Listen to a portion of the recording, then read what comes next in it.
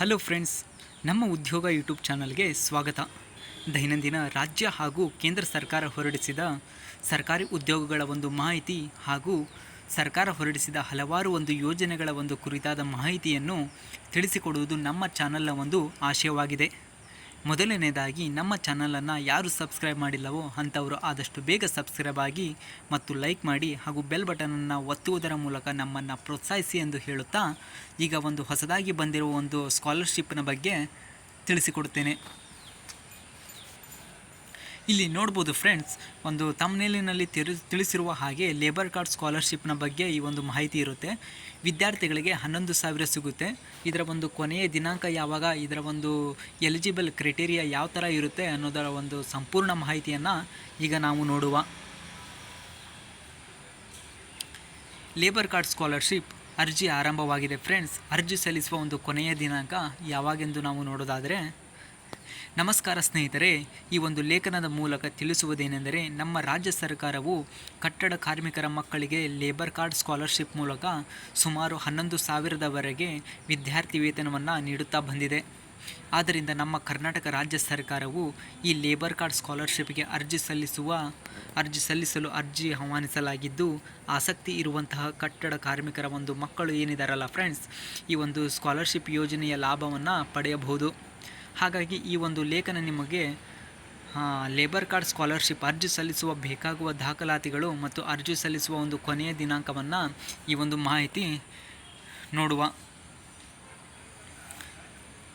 Labour card scholarship friends, ಸ್ನೇಹಿತರೆ, ನಮ್ಮ ರಾಜ್ಯ ಸರ್ಕಾರವು ನಮ್ಮ ರಾಜ್ಯದಲ್ಲಿ ಇರುವಂತಹ ಕೂಲಿ ಕಾರ್ಮಿಕ ಮಕ್ಕಳಿಗೆ ಹಾಗೂ ಕಟ್ಟಡ ಕಾರ್ಮಿಕ ಮಕ್ಕಳಿಗೆ ಶಿಕ್ಷಣ ಪಡೆಯಲು ಈ ಲೇಬರ್ ಕಾರ್ಡ್ ಸ್ಕಾಲರ್ಶಿಪ್ ಮೂಲಕ ಆರ್ಥಿಕ ನೆರವು ನೀಡಲು ಕರ್ನಾಟಕ ರಾಜ್ಯದ ಕಾರ್ಮಿಕ ಮಂಡಳಿ ಹಾಗೂ ಕಾರ್ಮಿಕ ಇಲಾಖೆ ಕಡೆಯಿಂದ ಈ ಯೋಜನೆಯನ್ನು ಜಾರಿಗೆ ತರಲಾಗಿದೆ. ಹಾಗಾಗಿ ರಾಜ್ಯದಲ್ಲಿ ಇರುವಂತಹ ಕೂಲಿ ಕಾರ್ಮಿಕರು ಹಾಗೂ ಕಟ್ಟಡ ಕಾರ್ಮಿಕರ ಮಕ್ಕಳ ಒಂದು ಯೋಜನೆ ಅಡಿಯಲ್ಲಿ ಅರ್ಜಿ ಸಲ್ಲಿಸಲು ತಮ್ಮ ವಿದ್ಯಾಭ್ಯಾಸಕ್ಕೆ ಆರ್ಥಿಕ ನೆರವು ಪಡೆಯಬಹುದು ಅಂತಂದನೇ ಹೇಳಬಹುದು.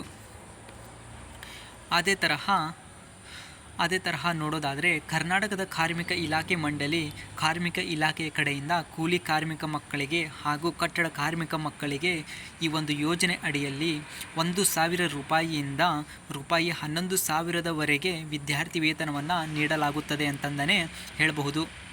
ಆಸಕ್ತಿ ಇರುವಂತಹ ಹಿಂದುಳಿದ ಹಾಗೂ ಪರಿಶಿಷ್ಟ ಜಾತಿ, ಪರಿಶಿಷ್ಟ ಪಂಗಡ ಹಾಗೂ ಬಡವರ್ಗದ ವಿದ್ಯಾರ್ಥಿಗಳು ಮತ್ತು ಕೂಲಿ ಕಾರ್ಮಿಕರ ಮಕ್ಕಳು ಈ ಒಂದು ಯೋಜನೆ ಅಡಿಯಲ್ಲಿ ಅರ್ಜಿಯನ್ನು ಸಲ್ಲಿಸಬಹುದಾಗಿದೆ. ಯಾವ ವಿದ್ಯಾರ್ಥಿಗಳು ಅರ್ಜಿಯನ್ನು ಸಲ್ಲಿಸಬಹುದೆಂತಂದು ನಾವು ನೋಡೋದಾದರೆ, ಈ ಒಂದು ಲೇಬರ್ ಕಾರ್ಡ್ ಸ್ಕಾಲರ್ಶಿಪ್ಗೆ ನಮ್ಮ ರಾಜ್ಯದಲ್ಲಿ ಇರುವಂತಹ ಕೂಲಿ ಕಾರ್ಮಿಕ ಮಕ್ಕಳು ಹಾಗೂ ಕಟ್ಟಡ ಕಾರ್ಮಿಕ ಮಕ್ಕಳು ಈ ಒಂದು ಸ್ಕಾಲರ್ಶಿಪ್ ಯೋಜನೆಗೆ ಅರ್ಜಿಯನ್ನು ಸಲ್ಲಿಸಬಹುದು. ಆದ್ದರಿಂದ ಅರ್ಜಿ ಸಲ್ಲಿಸಲು ಬಯಸುವ ವಿದ್ಯಾರ್ಥಿಗಳು 1ನೇ ತರಗತಿಯಿಂದ 12ನೇ ತರಗತಿಯಲ್ಲಿ ಅಧ್ಯಯನ ಮಾಡುತ್ತಿದ್ದರೆ ಹಾಗೂ ಪದವಿ ಮತ್ತು ವೃತ್ತಿಪರ ಕೋರ್ಸುಗಳಾದ, ಈಗ ಮೆಡಿಕಲ್ ಸೀಟ್ ಆಗಿರ್ಬೋದು ಫ್ರೆಂಡ್ಸ್, ಇಂಜಿನಿಯರಿಂಗು, ಆ ಥರ ಒಂದು ವೃತ್ತಿಪರ ಕೋರ್ಸ್ ಇರುತ್ತಾವಲ್ಲ, ಆ ಒಂದು ವಿದ್ಯಾರ್ಥಿಗಳು ಅರ್ಜಿಯನ್ನು ಸಲ್ಲಿಸಬಹುದಾಗಿದೆ.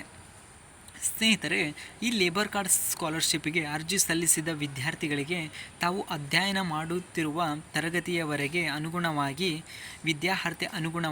ಈ ಲೇಬರ್ ಕಾರ್ಡ್ ಸ್ಕಾಲರ್ಶಿಪ್ ಮೂಲಕ 1,000ದಿಂದ 11,000 ಒಂದು ಗರಿಷ್ಠ ವೇತನವನ್ನು ಇದೊಂದು ಗರಿಷ್ಠ ವಿದ್ಯಾರ್ಥಿ ವೇತನವನ್ನು ಲೇಬರ್ ಕಾರ್ಡ್ ಸ್ಕಾಲರ್ಶಿಪ್ ಮುಖಾಂತರ ನೀಡಬಹುದು.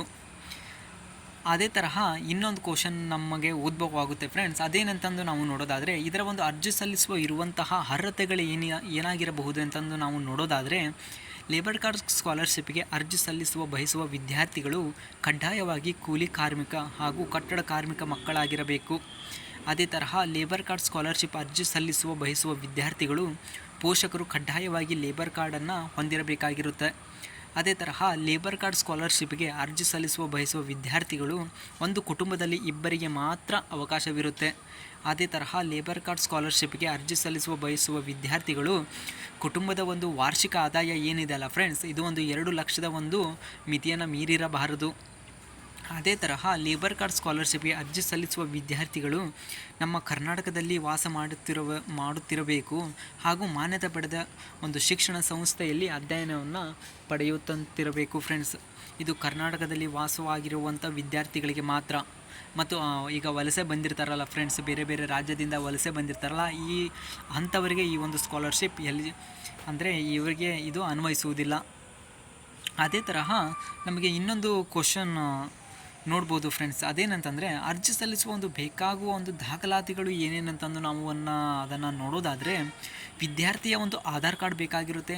ಅದೇ ತರಹ ಒಂದು ಪೋಷಕರ ಒಂದು ಲೇಬರ್ ಕಾರ್ಡ್ ಮತ್ತು ಪೋಷಕರ ಒಂದು ಆಧಾರ್ ಕಾರ್ಡ್, ವಿದ್ಯಾರ್ಥಿಯ ಒಂದು ಬ್ಯಾಂಕ್ ಪಾಸ್ಬುಕ್, ವಿದ್ಯಾರ್ಥಿಯ ಒಂದು ಜಾತಿ ಪತ್ರ ಮತ್ತು ಆದಾಯ ಪ್ರಮಾಣ ಪತ್ರ, ವಿದ್ಯಾರ್ಥಿಯ ಇಂದಿನ ಎಲ್ಲ ತರಗತಿಯ ಅಂಕಪಟ್ಟಿಗಳು, ವಿದ್ಯಾರ್ಥಿಯ ಪ್ರವೇಶ ಪ್ರಮಾಣಪತ್ರ, ಇತ್ತೀಚಿನ ಒಂದು ಭಾವಚಿತ್ರ, ಮೊಬೈಲ್ ನಂಬರ್, ಇತರ ದಾಖಲೆಗಳು ಇತ್ಯಾದಿ. ಅಂದರೆ ಇಷ್ಟೇ ಇರುತ್ತೆ ಫ್ರೆಂಡ್ಸ್, ಅದು ಜಾಸ್ತಿ ಏನು ಡಾಕ್ಯುಮೆಂಟ್ಸ್ ಎಲ್ಲ ಕೇಳಲ್ಲ.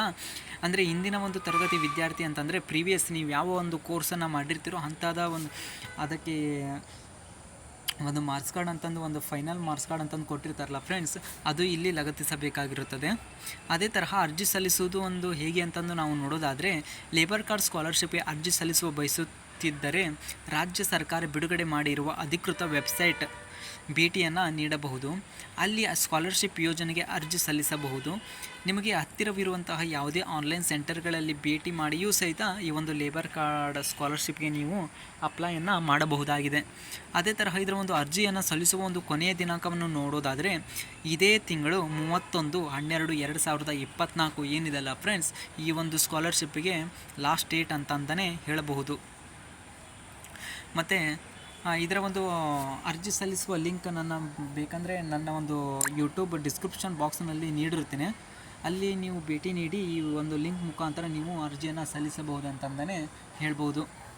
ಇದೇ ತರಹ ಇನ್ನೂ ಹಲವಾರು ಸುದ್ದಿಗಳನ್ನು ಬೇಕಾದರೆ ನಮಗೆ ನಮ್ಮ ಒಂದು ಚಾನಲನ್ನು ಆದಷ್ಟು ಬೇಗ ಸಬ್ಸ್ಕ್ರೈಬ್ ಆಗಿ.